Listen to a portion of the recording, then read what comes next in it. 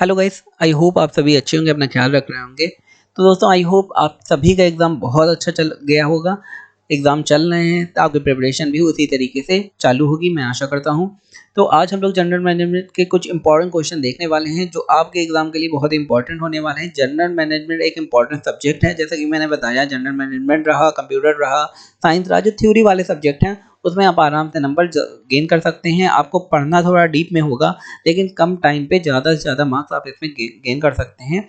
तो चलिए बिना किसी देरी के स्टार्ट करते हैं। सबसे पहला हमारा क्वेश्चन है कि पब्लिक लिमिटेड कंपनियों में नकदी के रूप में शेयर धारकों को वापसी प्राप्त होना क्या कहलाता है? भाई, पब्लिक लिमिटेड कंपनियां हो गई, बैंक हो गया, उसमें जो भी शेयर धारक हैं, शेयर धारक क्या होते हैं? जो भी उनके बॉन्ड और ये सब चीज़ें खरीदते हैं। तो उसके बाद भाई 5 साल का कोई बॉन्ड होता है, कोई 1 साल का होता है, तो उसके बाद वापसी होती है। जैसे आपने कहीं बैंक में एफडी करवा ली, किसी कंपनी में करवा ली, तो उसके बाद 1 साल बाद जो भी पैसा आपको मिलेगा बढ़ के, उसे कहते हैं लाभांश। विपणन मिश्रण, मतलब विपणन माने मार्केटिंग, शब्द को प्रतिपादित किसने किया? तो ये फिलिप कोटलर ने किया। ये इंपॉर्टेंट नाम है, आप याद कर लीजिए। कौन सी एक तकनीकी एक व्यवसाय प्रक्रिया और निष्पादन की दूसरे प्रतिष्ठान के द्वारा दिए उद्योग के सर्वप्रथम सर्वश्रेष्ठ प्रदर्शन के साथ तुलना की प्रक्रिया के रूप में परिभाषित करती है? तो इसका पूरे का मतलब क्या है कि अगर दो कंपनियां हैं, कोई अच्छी है कोई खराब है, तो उसमें तुलना करते हैं हम लोग, फिर एक बेंचमार्किंग निकालते हैं, एक रैंकिंग निकालते हैं। जैसे दुनिया भर में रैंकिंग निकाली जाती है अलग अलग चीज़ों में, वैसे कंपनियों की भी रैंकिंग दी जाती है। जैसे कॉलेजेस के रैंकिंग दी जाती है, उसी प्रकार से कंपनियां कौन सी अच्छी है कौन सी बुरी है, तो उसके हिसाब से रैंकिंग दी जाती है, उसे कहते हैं बेंचमार्किंग। एक व्यवसाय द्वारा उत्पाद या सेवा की गुणवत्ता में सुधार के लिए किसके द्वारा मिली प्रतिक्रिया सबसे महत्वपूर्ण होती है? भाई, कोई उत्पाद है खराब है मान लो, और या फिर सेवा इतनी अच्छी नहीं, तो ग्राहक जो भी आपकी प्रतिक्रिया देगा, अच्छा है आपका काम, खराब है, ग्राहक जो भी कहता है वो महत्वपूर्ण होता है। जो कंपनी ग्राहक की सुनती है वो चल जाती है, जो नहीं सुनती वो नहीं चल पाती। टीक्यूएम क्या है? Total quality management. अब होता क्या है कंपनियों में, जैसे मान लीजिए कोई घड़ी बनाने वाली कंपनी है या कोई चेयर बनाने वाली कंपनी है, तो एक तो होता है प्रोडक्शन, जहाँ पे प्रोडक्शन एरिया होता है, जहाँ पे प्रोडक्शन होता है। तो एक होता है क्वालिटी मैनेजमेंट। तो क्वालिटी मैनेजमेंट में क्या होता है कि जो भी माल आता है आपकी कंपनी में, तो उसमें देखा जाता है कि कैसा माल है, उसकी क्वालिटी कैसी है, जो भी चेयर बनी है उसकी क्वालिटी कैसी है, उसी को कहते हैं टोटल क्वालिटी मैनेजमेंट। तुलन पत्र या बैलेंस शीट, इसका क्या विवरण? बैलेंस शीट आपको पता ही होगा क्या होती है, जो संपत्ति से संबंधित जितनी भी डिटेल होती है, जैसे परिसंपत्तियां व देनदारियां, पूंजी के स्रोत व पूंजी की विनिमय, इन्हीं सबको बैलेंस शीट कहा जाता है। कार्य विशेषज्ञता, जो कर्मचारियों के कौशल एवं कार्य कुशलता को बढ़ाता है, किससे संबंधित है? तो वो श्रम विभाजन से संबंधित है। आपकी कार्य कुशलता कितनी अच्छी है। आप सपोज करिए कि हर आदमी को अलग अलग कौशल आता है, अलग अलग कौशल के हिसाब से अलग अलग कामों में उसे डाला जाएगा। अगर कौशल के हिसाब से काम में डाला जाएगा तो वो अच्छा करेगा, सिंपल सी बात है। एक अच्छी विपणन योजना, मतलब जो मार्केटिंग की योजना क्या है? दूरदर्शिता और दिशा प्रदान करना है।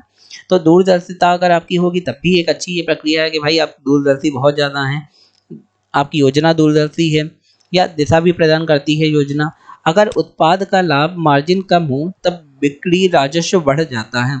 तो ऐसे में उत्पाद की मांग क्यों, क्या कहते हैं ऐसी? तो उसे कहते हैं मूल्य प्रत्यास्थ।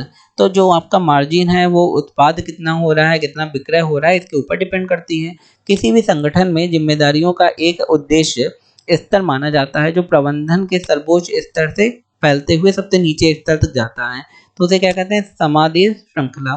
तो इससे आप समझिए कि एक सबसे ऊपर एक टॉप मैनेजमेंट होता है, फिर हायरार्की होती है उसमें, ठीक है, इस टाइप की, कि ऊपर बैठा आदमी वो समादेश श्रृंखला में सबसे ऊपर होता है, चैन ऑफ कमांड। तो ऊपर से कमांड देता है, फिर नीचे वाला, फिर नीचे वाला, फिर नीचे वाला, इसी हिसाब से हायरार्की होती है, इसे कहते हैं समादेश श्रृंखला। आगे देखते हैं, डेटा का एक संग्रह जिसे अलग अलग लोगों द्वारा इस्तेमाल किए जाने के लिए डिजाइन किया जाता है, तो इसे कहते हैं डेटाबेस। डेटाबेस के बारे में मैं बता सकता हूँ, एक डेटा का संग्रह होता है, मतलब एक ऐसी जगह जहाँ पे सारा डेटा, सबका डेटा इकट्ठा होता है, और जैसे जब जरूरत होती है वो अलग अलग यूजर उस डेटा को इस डेटाबेस से निकाल के यूज कर सकता है। इसे सिंपल सी बात है।